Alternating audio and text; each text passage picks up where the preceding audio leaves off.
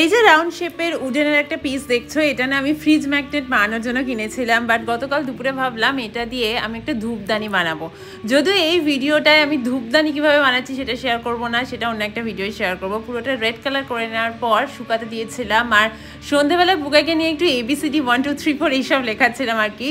আর ধোয়া ওঠা চা তো শীতের সন্ধ্যেতে মাস্ট। আমি গ্রিন টি নিয়েছিলাম আর সাথে একটু মুড়ি। একটু আজীব লাগলেও কম্বিনেশনটা আমি এরমই খাই। এরপর তুলি দুটো নিয়ে আমি কলকা করতে বসেছিলাম। জানো তো কলকাতে আমি বিশেষ সেভাবে পটু নই, তার কারণ এটা আমি একদমই প্র্যাকটিস করি না। অন্যান্য আঁকাকির কাজ করলেও কলকা নিয়ে আমার বিশেষ কিছু অভিজ্ঞতা নেই, তাও যেটুকু পারি সেটুকুই করছিলাম। এরপর আমার এই পার্সেলটা এলো, এটা কেরাটিন প্রফেশনালের একটা হেয়ার মাস্ক। আমি 7 টাইমস চুলে কেরাটিন ট্রিটমেন্ট করিয়েছি, আর এটা আমার খুব পছন্দের একটা হেয়ার মাস্ক। পুকাই তো সারা সন্ধ্যে গাড়ি নিয়েই খেলে ব্যস্ত। আর এই সোলার পিসটা মনে আছে তো, এটা আমি বানিয়েছিলাম টুকটাক কিছু রাখার জন্য। দেখো অনেক কটা বেডস খুলে গেছে। পুকার হাসি মুখটা দিয়ে ভিডিওটা শেষ করছি। চলো বাই।